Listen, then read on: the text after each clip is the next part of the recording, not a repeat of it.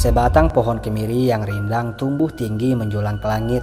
Daunnya rimbun, akarnya jauh menjalar ke dalam tanah, membuatnya menjadi kokoh, gagah, dan juga berhantu.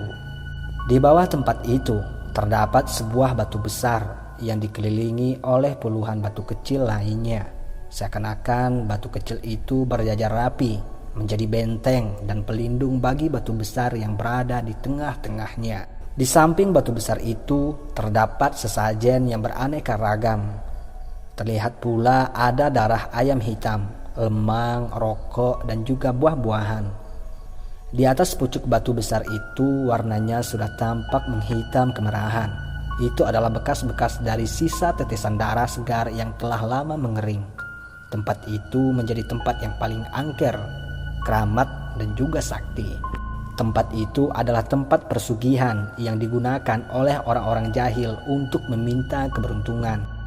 Tidak ada yang berani dan bisa merobohkan batu tersebut.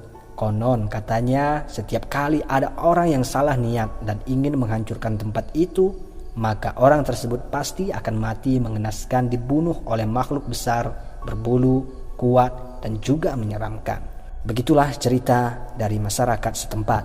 Malam itu, sepertinya kesabaran sang kakek berjenggot ini sudah tidak lagi terbendung. Dia muak melihat kebodohan yang semakin merebak, menyebar, dan marah dilakukan oleh masyarakat di desa sebelah. Berangkatlah sang kakek tua itu dari rumahnya, lalu memanggil seorang mantan preman yang telah kembali pada jalannya, sebaya dengannya. Meskipun usianya telah senja, namun tubuh sang mantan preman itu masih gempal, kuat, dan juga berotot. Sebut saja namanya adalah Ugol. Dulu Ugol ini hidup dalam dunia yang begitu kelam. Dia adalah tukang tipu, tukang rampok, dan juga pernah menjadi tukang pukul. Setiap kali polisi mengepungnya, Ugol selalu berhasil lolos dengan cara-cara yang sangat misterius. Ketika ia masih muda, sang mantan preman ini punya ilmu hitam. Ilmu hitam itu membuatnya menjadi kebal dan juga begitu kuat. Ia bahkan pernah mencabut sebatang bambu yang tegak berdiri hingga ke akar-akarnya dengan kedua tangannya yang begitu kuat tersebut. Dulu dia benar-benar adalah seorang legenda yang ditakuti oleh banyak orang. Sampailah pada suatu hari, waktu itu Ugol pergi mendatangi rumah kakek alim yang berjenggot itu dengan tujuan untuk membuktikan ilmunya. Setibanya di rumah kakek alim itu, Ugol pun segera berteriak memanggil kakek itu agar keluar dari rumahnya. Tak lama kemudian keluarlah kakek tersebut dari rumahnya. "Apa yang kau inginkan, Ugol?" tanya sang kakek. Ugol langsung membuka bajunya dan kemudian menggesek sekujur tubuhnya itu dengan pedang yang tajam. Tak tanggung-tanggung, Ugol juga menyayat lehernya itu dengan silet. Akan tetapi, tidak ada segores luka pun yang timbul di sekujur tubuhnya. Sepertinya benar, Ugol punya ilmu yang tinggi. Akan tetapi, hal demikian tidak membuat sang kakek berjenggot itu menjadi gentar. "Baiklah, sini biar aku yang menyayatnya," kata kakek tersebut kepada Ugol. Dengan penuh percaya diri, Ugol pun kemudian segera memberikan silet dan pedangnya itu pada sang kakek. Kakek tersebut pun mulai membaca doanya. Setelah itu mulailah beliau menyayat tubuh Ugol dengan benda tajam tersebut. Dalam sekali gores, Ugol langsung menjerit. Seketika itu juga darah merah pun ikut mengalir. Aneh, tiba-tiba saja ilmu kebal si Ugol itu malah tak berguna. Ugol terus menjerit menahan sakit atas luka yang ada di tangannya itu. Ternyata kakek alim tersebut mampu membuat ilmu kebal Ugol menjadi tawar. Ugol terluka parah. Tangannya dijahit dengan 15 tali jahitan. Sejak hari itu Ugol pun insaf. Dia mulai belajar ilmu agama kepada kakek tersebut dan kemudian menjadi muridnya. Berangkatlah sang kakek alim itu bersama Ugol dengan membawa perlengkapan yang lengkap. Tak lama menempuh jalan sampailah mereka berdua di tempat itu. Tempat keramat itu berada di atas sebuah bukit kecil yang tidak begitu tinggi. Di kaki bukit tersebut terdapat anak tangga yang terbuat dari tanah yang disusun bertingkat-tingkat menuju puncak bukit. Perlahan-lahan mereka mulai mendakinya dengan cahaya senter yang menyala terang, melewati belukar-belukar tebal yang tumbuh di sepanjang tepi jalan tersebut. Malam itu sungguh begitu gelap, tidak ada bintang yang menggantung di langit, tidak ada purnama yang bersinar. Yang terdengar hanyalah suara-suara malam yang begitu mencekam.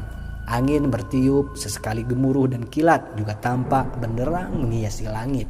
Setibanya di atas bukit, sang kakek alim itu benar-benar dibuat kaget ketika melihat sekeliling tempat itu yang begitu menjijikkan. Bau busuk menyeruak di mana-mana. Percikan darah merah bertebaran di atas batu-batu kecil yang disusun rapi dengan formasi melingkari sebuah batu besar.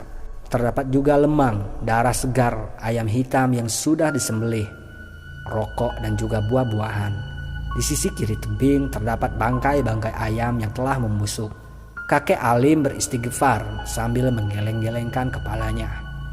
"Guru, tunjukkan padaku batu mana yang akan aku hancurkan?" tanya Ugol. Sang kakek terdiam sejenak. "Mari kita berdoa dulu untuk meminta perlindungan dari Allah Subhanahu wa Ta'ala. Semoga iblis-iblis dan semua niat jahat yang telah diniatkan oleh para pelakunya akan hancur lebur di tangannya yang maha kuat dan maha perkasa." Berdoalah mereka berdua di tempat itu selama beberapa menit. Setelah itu mulailah mereka melakukan pekerjaan tersebut. "Angkat batu besar itu dan buang ke bawah jurang. Biar aku yang akan menyingkirkan batu-batu kecil itu dengan kedua tanganku," perintah kakek alim. Ugol menganggukkan kepalanya. Dia segera melangkah menuju batu besar itu tanpa ragu sedikit pun. Batu itu berukuran besar. Ukuran batu itu sebesar pelukan kedua tangan orang dewasa hingga ke ujung kukunya. Panjangnya lebih dari 1 meter. Separuh badan batu besar itu terkubur di dalam tanah. Ugol mulai menggali batu tersebut dengan sekop yang dibawanya dari rumah. Ia terus menggalinya tanpa henti, hingga pada akhirnya batu tersebut pun berhasil dikeluarkan dari tempat duduknya. Perlahan, angin mulai berhembus kencang dari segala penjuru. Mulailah Ugol menggoyang-goyangkan batu besar tersebut dengan kedua tangannya yang kekar itu. Dari sisi gelap di belakang pohon kemiri yang besar, tiba-tiba terdengarlah suara-suara yang begitu mengerikan. Suara itu mengkerang dengan begitu keras, seperti auman harimau yang ganas, memekik. Sang kakek alim itu langsung menghentikan pekerjaannya. Begitupun dengan Ugol. Tanpa pikir panjang, kakek alim itu langsung melempari sumber suara-suara tersebut dengan batu-batu yang dipungutnya tadi. Kakek itu bahkan juga meneriaki suara itu dengan begitu lantang, menantangnya, seakan tak merasa gentar walau sedikit pun. "Tunjukkan wajahmu itu, wahai makhluk yang terkutuk. Hadapi aku. Tempatmu bukan di sini. Tempatmu adalah di dalam neraka." Kakek itu kembali melemparkan batu-batu itu ke arah suara tersebut. Sementara itu Ugol masih juga tetap melanjutkan pekerjaannya. Tak lama kemudian turunlah hujan. Semakin lama hujan tersebut menjadi semakin deras, membuat permukaan tanah menjadi basah, membuat malam menjadi semakin gelap dan sunyi. Sesekali petir juga menyambar di langit dengan suaranya yang memekikkan telinga. Suara yang ganas itu juga semakin terdengar nyaring disertai dengan hembusan angin yang sangat kencang. Tidak lama kemudian keluarlah makhluk besar yang bertanduk itu dari balik pohon tersebut. Tubuhnya menjulang tinggi, matanya memerah, telinganya besar dengan 2 taring yang menjulur keluar dari mulutnya. Tubuhnya dipenuhi bulu-bulu yang lebat. Dia berdiri menatap tajam kepada mereka berdua. Melihat wajahnya yang begitu menyeramkan, sang kakek alim itu pun langsung beristighfar dan kemudian mengangkat kedua tangannya untuk membacakan doa.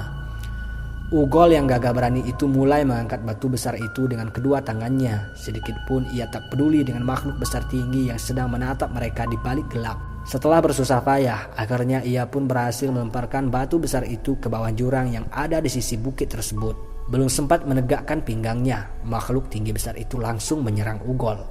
Tiba-tiba saja Ugol mengerang sembari memegang lehernya. Sesuatu sedang mencekik lehernya. Ugol mengerang kesakitan, hampir kehabisan nafas. Sang kakek segera mengambil air putih yang dibawanya, lalu membacakan doa. Setelah itu beliau langsung menyiramkan air tersebut ke tubuh Ugol. Saat itu juga cekikan di leher Ugol langsung terlepas. Ugol langsung terduduk di tanah. Ia hampir saja mati kehabisan nafas dicekik oleh makhluk tersebut. "Wahai jin kafir yang terkutuk, aku perintahkan kau untuk pergi meninggalkan tempat ini dan jangan pernah lagi kau kembali. Jangan kau sesatkan manusia lagi. Jika kau tidak menuruti perintahku, maka aku akan memenggal kepalamu dengan pedangku ini," seru sang kakek. "Ini adalah tempatku. Aku tidak akan pernah meninggalkan tempat ini untuk selama-lamanya," jawab jin kafir tersebut. Suaranya memekik bagaikan halilintar yang menyambar. Baiklah, jika itu yang kamu inginkan. Sang kakek segera mengeluarkan pedangnya, lalu membacakan doa-doa sembari melumuri pedangnya itu dengan air putih yang dibawanya. Pada saat itu, Ugol juga sudah bangun dari tempat duduknya. Setelah itu, sang kakek segera melompat ke dalam gelap dan menebas makhluk itu dengan pedangnya. Terjadilah pertempuran sengit antara mereka berdua. Kakek alim itu terpental beberapa meter ke belakang.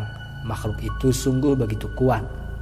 Melihat hal tersebut, Ugol langsung melompat dan ikut membantu sang kakek. Setelah cukup lama berkecamuk di dalam gelap, akhirnya makhluk itu pun berhasil dihancurkan oleh sang kakek dan Ugol. Makhluk itu mengerang dan menjerit kesakitan. Suaranya memekik. Akhirnya jin kafir itu pun lenyap dan binasa. Setelah itu, mereka berdua pun segera menghancurkan tempat itu. Besok paginya, sang kakek dan Ugol memanggil seorang penebang pohon untuk menebang pohon kemiri tersebut. Mereka juga membakar tempat itu hingga tak tersisa walau sedikit pun. Akhirnya, tempat yang dianggap sakti dan keramat itu pun hancur dan menjadi abu. Pergilah kau menemui kepala desa dan masyarakat yang ada di desa sebelah. Katakan pada mereka bahwa kita telah menghancurkan tempat yang mereka anggap keramat ini. Sampaikan kepada mereka bahwa kita juga telah membunuh jin kafir yang selalu mereka agung-agungkan tersebut. Katakan juga batu besar tersebut juga sudah kita lemparkan ke bawah jurang. Jika kau tidak memberitahu mereka, aku takut nantinya mereka akan mengira bahwa batu besar itu sudah terbang naik ke langit, dan mereka pun menjadi semakin sesat dan percaya kepada batu itu. Suruhlah mereka semua bertaubat. Begitu kata sang kakek pada Ugol. Ugol pun segera berangkat menuju desa sebelah untuk mengabarkan semuanya. Seluruh warga desa pun terkejut mendengarkan berita tersebut. Ternyata tempat yang mereka anggap keramat itu tidak sesakti dan tidak sekeramat seperti apa yang mereka bayangkan selama ini. Sampai hari ini, syukurlah tidak ada lagi warga desa sebelah yang pergi ke tempat tersebut. Kebanyakan mereka telah bertaubat. Pesan moral: jangan pernah takut pada makhluk apapun. Jika kita berada di jalan yang benar, maka yakinlah bahwa Tuhan akan selalu melindungi kita. Terima kasih.